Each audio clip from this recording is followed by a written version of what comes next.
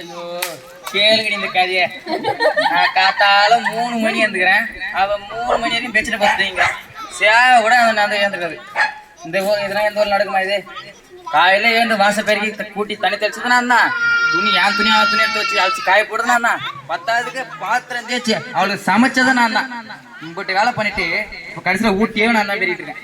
இதெல்லாம் செஞ்சுட்டு அடியே பெருக்கடின்றது கூட பயமா இருக்கு. அம்புட்டு அடி அடிக்கிறேன். என்ன கட்டினா காத்திருந்தேன்.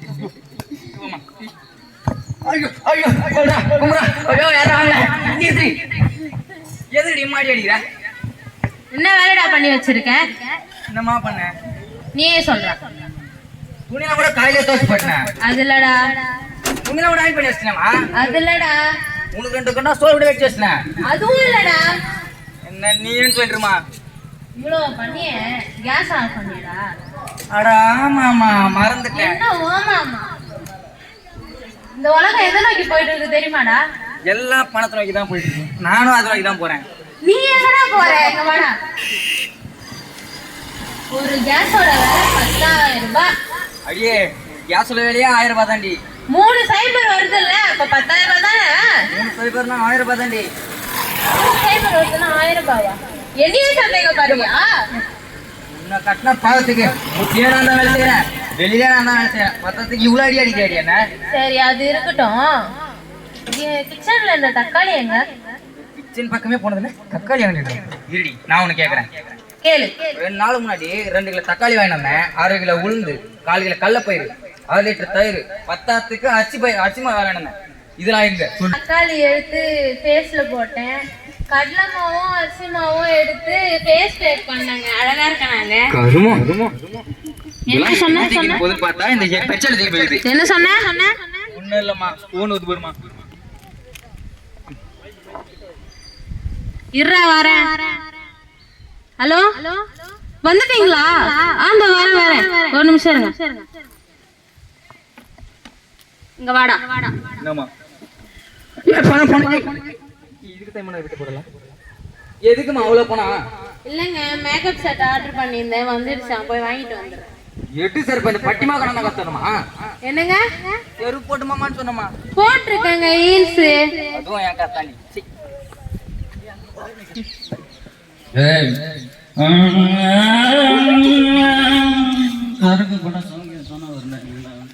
மாப்பிள்ள என்ன மாப்பிள்ள வீட்டை போயிருக்கீங்க? என் வீட்டுல இருக்கிற ஆயா 5 மணிக்கு எல்லாத்தையும் முடிச்சுட்டு வாய பொண்ணு பாத்துங்களா நாடகத்தை. நீ என்ன வீட்டை போயிருக்கீங்க? கட்ட வேண்டாம். சரியான என்ன வெறிய பொழுதுட்டா அம்மா அப்படியே போயிடுறோம் அடி செடி. அப்படியே அந்த காலையில ராத்திரி வருது. அது ஏன்டா கேக்குறேன்? நான் கேட்கல. என்ன பிரச்சனை நான் கேட்டேன். கல்யாணம் ஆனாலே ஒரு பிரச்சனை தான்டா. கல்யாணமே பண்ணிக்காடா மச்சான். என்ன எவ்வளவு கல்யாணம் பண்ணிக்க மாட்டான். அடிக்கிறாடா, புட்டு அடி அடிக்கிறா தெரியுமா? உள்ள மட்டும் தான் அடிப்பா. டேய் அதெல்லாம் ரத்தம் வருது. ஐயோ இது ஏதோ ஒரு நல்ல வழி தான் சொல்றா. பெண் வாசல் வழியே ஓடு. டேய் நான் கேட்டதுக்கு எதனா இது ஒரு வழி தான் சொல்றா. ஐயா என்ன சொல்றது? நம்மளுக்கு வந்து புளியாமத்து பூவாசனம் ஒருத்தவங்கிறான். சிம்பியான சாமி இருப்பா. எல்லாத்துக்கும் வை உண்டு. போலாமா? போலாம் வாடா. ஆசி எவ்வளோ நான் பார்த்துக்கலாம்டா. ஃபினான்ஷியல் ப்ராப்ளம் தான் வரும். அது காசு எல்லாம் எவ்வளோ? அட கம்னாட்டியா ஓங்க வா எடுத்து வரேன். உன்னை காப்பாத்துறது நான் கேரண்டி மாப்பிள்ள. நான் கேரண்டி. உன்னே நான் தான் காப்பாற்றேன் போல.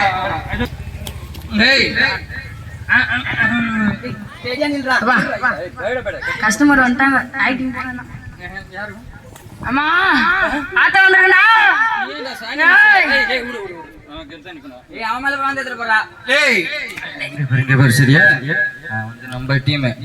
நிறைய ஐடியா வாங்கணும். எவ்வளவு காசு வேணா வாங்கிப்பான். காதெல்லாம் ரத்தம் வந்துக்குது. இங்க புளியா மாத்திக்கிட்ட போய் சொல்லு. கட்டி கட்டி உனக்கு காசு நல்லா கரெக்ட் சொல்லு. என்ன சரியா?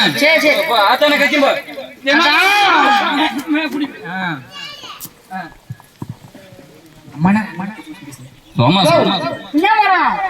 ராவ வந்து பெரிய கஸ்டமர் ஆயிட்டு வந்துக்கிறான். ரொம்ப பொண்டாட்டியால ஐடியா உங்களுக்கு எவ்வளவு கேட்டாலும் தந்துருவான். கையில வேற காசு வேற நிக்க மாட்டுது. ஒழுங்கு மாதிரியே காசை காந்துரு. ஆமா எலுமிச்சை மாடு ரெடி பண்ணிட்டியா? ஏய் சம்மர்டா, இப்ப எலுமிச்சை மரத்துக்கு பஞ்சம், இப்ப கிடைக்காது எங்கேயும். என்னய்யா விழுந்து வேலை ஊருக்கு போறியா? ஆமா இல்ல டேய் டேய் டேய் செய்யலாம், செய்யலாம். நான் ஒன்னு பண்றேன் ரைட் அவன் தள்ளி பேசுறான் அதுப்பா புளியமர கிட்ட பேசறோம்ல பொண்டாட்டி இருக்குடா டேய் உங்களுக்கு பொண்டாட்டி நீ பேசுறீங்க போடா ஏமா என்ன யாரா கட்டிப்பா ஊர் ஜோக்குப்பா 50,000 வாங்கிட்டான் கோட்டை கொடுத்தாச்சியா? ஏய் கோட்டர்ல மிளகு தூளை போட்டு கொடுத்துக்கிறேன். இது வரைக்கும் கோட்டர் பார்த்ததுல பிறகு அவங்க மனைவி தான் சாத்திக்குது. இப்ப சாத்த போறாம்பா. சரியான சாத்து பேர் வரும் நம்மளுக்கு. சூப்பர் புள்ளியாமரா.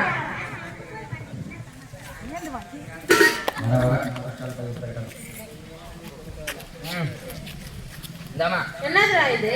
அது ஒண்ணுல சாமி தேவனா புடியா என்னடா ஆடுற? புடியானியா மனால் என்னடி அம்மா அடிச்ச அண்ணே கிடப்பனா அடி முதல்ல மிஸ்டேக் எடுக்கறியாடா? போடா நான் எங்க அம்மா வீட்டுக்கு போறேன். என்னன்னா போடி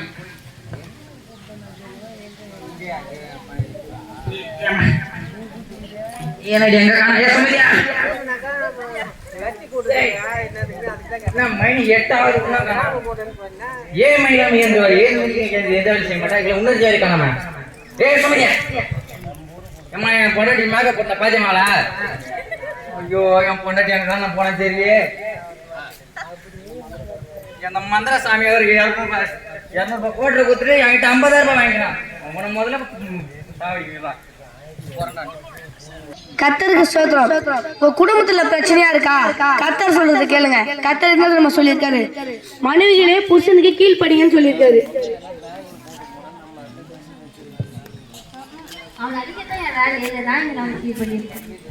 புருஷங்க வந்து மனைவி கட்ட அன்பு கூறணும்னு சொல்லியிருக்காரு. எங்க அன்பு கூடுறானுங்க? 6 மணி ஆனா அரை கட்டிங் போட்டு வந்து கும்பிடுறானுங்க, அன்பு கூடுறானுங்க. இந்த வசனத்தை நீங்க கடைபிடிச்சீங்களா உங்க குடும்பத்துல பிரச்சனையா இருக்காது.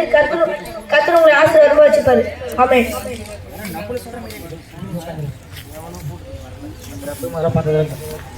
குடும்பத்துல அந்த கதை புட்டு புட்டு வச்ச மாதிரி ஐயா அப்படியாப்பா? ஆமாயா என்னப்பா உங்க குடும்பத்துல பிரச்சனை? குடும்பத்துல என்னையா பேசினா அடிக்கிறாயா என் பொண்டாட்டி எல்லாத்துக்கும் அடிக்கிறாயா பைபிள்ல என்ன சொல்லிருக்கு? புருஷங்க வந்து மனைவி கட்ட அன்பு கூறணும்னு சொல்லிருக்கு. நீ உன் மனைவி கட்ட அன்பு கூறலையா? இல்லையா அதை கிட்ட பண்ணலாம் அடி அடினா அடியாலையா நீ வந்து ஜெபம் பண்ணு, கத்தருக்குள்ள வா. கத்தருக்குள்ள வந்து உன் மனைவி கட்ட வந்து அன்பு கூறு. அப்பதான் உனக்கு வந்து நல்ல வாழ்க்கை கிடைக்கும். சரிங்கய்யா சரியா? உங்களை போய் ஜெபம் பண்ணு, கத்தருக்குள்ள வா. சரிங்கய்யா போயிடும். கத்தோட நமக்கு சோத்துறோம் கொஞ்ச நாள் முன்னாடி என் பொண்டாட்டிகிட்ட வாங்காத ஐடியா இல்லை எல்லாத்துக்கும் அடிப்பா தொட்டதுக்கெல்லாம் அடிப்பா ஆனால் இப்போ ஒரு சாமியார்கிட்டலாம் போனேன் அவர் பரிகாரம் சொன்னார் அதை செஞ்சு எனக்கு ஒன்றும் இல்லை ஒரு வாசத்தை சொன்னார் புருஷன் வந்து மனைவி கிட்ட அன்பு கூறணும் மனைவி வந்து கணவனுக்கு கீழ்ப்படினாங்க அந்த வசனத்தை படி நாங்கள் நடந்தோம் எனக்கு குடும்பம் சமாதானமாக இருக்குது உங்கள் குடும்பம் சமாதானம் சண்டையாக இருந்துச்சுன்னா நீங்களும் கத்தோடைய வார்த்தையை பின்பற்றுங்க உங்களுக்கும் சமாதானம் வரும் இல்லையா கர்த்தருடைய பரிசுத்த நாமத்திற்கு மகிமை உண்டாவதாக. வேதாகமத்தில் ஒரு சம்பவம் இருக்கிறது. அந்த தாயானவரை பார்த்து ஆண்டவர் சொன்னார், உன் வேதனை நீங்கி சுகமாயிரு என்று சொன்னார். அவங்களுக்கு எப்பேற்பட்ட வேதனை நீங்கினது என்று சொன்னா 12 வருஷம் உதர போக்குல பெரும் பாடு உள்ள ஸ்திரியாக காணப்பட்டாங்க. சரியாய் 16 வயதுல பெரிய மகள் ஆனவங்க 29 வயது வரைக்கும் உதர போக்கு காணப்பட்டது. அவங்களை குறித்து வேதம் சொல்லுகிறது, ஐஸ்வர்யமுள்ள ஒரு பெண் என்று சொல்லி தன் ஆஸ்தி முழுவதும் செலவழித்தும் கூட சற்றேன சுகமாகாத அந்த தாயானவர் வேதனையிலும் கண்ணீரிலும் கவலையிலும் மரணத்தின் விளிம்பில காணப்பட்ட அவங்க ஒரு நாள் கர்த்தராகிய இயேசு கிறிஸ்து குறித்து கேள்விப்படுறாங்க. இதே போல வீதியிலே ஆண்டவராகிய இயேசு கிறிஸ்து நடந்து போகும்போது அநேகர் அவரை தொட்டு அவரை பார்த்து அவரை விசுவாசித்து குருடர்கள் பார்வையிறாங்க, முடவர்கள் நடக்கிறாங்க, செவிடர்கள் கேட்கிறாங்க. இது எல்லாவற்றையும் 12 வருஷமாய் பாடு உள்ள ஸ்திரியானவர் இதை கேட்டு இதோ போகிற கர்த்தராகிய இயேசு கிறிஸ்துவை நான் தொடுவேனா என் வேதனை நீங்கும் என்று சொல்லி கர்த்தரை விசுவாசித்து பின்புறமாக வந்து இயேசுவின் வஸ்திரத்தை தொட்டாங்க.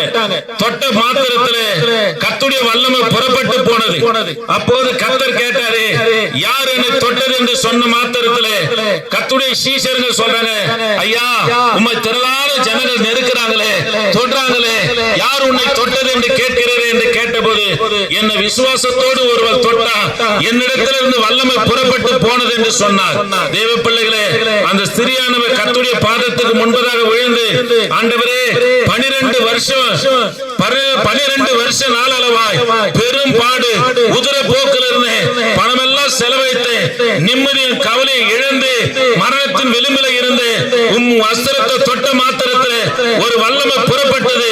அந்த நிமிஷமே உதிரத்தின் ஊரலானது நின்று போனது என்று சொன்ன உடனே கர்த்தர் சொன்னார், உன் விசுவாசம் உன்னை ரட்சித்தது, வேதனையோடு போ என்று சொன்னார். இந்த வார்த்தை கேட்கிறேன் எனக்கு அன்பான தேவனுடைய பிள்ளைகளே, எப்பேற்பட்ட வேதனையாக இருந்தாலும் கர்த்தராகிய இயேசு கிறிஸ்து விசுவாசிக்கிறேன் அவர்களுக்கு உங்கள் வேதனை நீங்கி சுகமாய் இருக்கும்படி என் தேவனாகிய கர்த்தர் செய்வார். ஒரு நாட்களிலே நாங்களும் வேதனையோடு, பிரச்சனையோடு, போராட்டத்தோடு, மரணத்தின் விளிம்பில இருந்த எங்களுக்கு வாழ வழி இல்லாம தற்கொலை நோக்கி ஓடிக்கொண்டிருந்த எங்களை என் தேவனாகிய கர்த்தரை விசுவாசித்தோம், கேள்விப்பட்டோம். கர்த்தர் எங்கள் வேதனை நீங்கி இப்போது சுகமாய் இருக்கும்படி கர்த்தர் செய்தார். ஆகவே எப்பேற்பட்ட வேதனையா இருக்கட்டும், வியாதி நிமித்தம், குடும்பத்து நிமித்தம், போராட்டமா, பிரச்சனையா, எதிர்காலத்தை குறித்து பயமா, வேதனையா, தேவ பிள்ளையே, என் தேவனாகிய கர்த்தர் ஒரு நொடி பொழுதுல மாற்றுவார். அவர் எதிர்பார்க்கிறது கொடுத்த பொண்ணு, பொருளோ, ஆஸ்தி இல்ல, அவர் விசுவாசித்தா போதும். ஏனென்று சொன்னார், 2000 ஆண்டுகளுக்கு முன்பதாக கல்வாரி சிலுவையிலே உனக்காக எனக்காக தம்முடைய ஜீவனை கொடுத்து 3ஆம் நாள் உயிர் தெழுந்த தெய்வம், ஜீவனே கொடுத்தவர் உனக்கு செய்கிற அற்புதம் ஒரு நொடி பொழுதுல செய்வார்.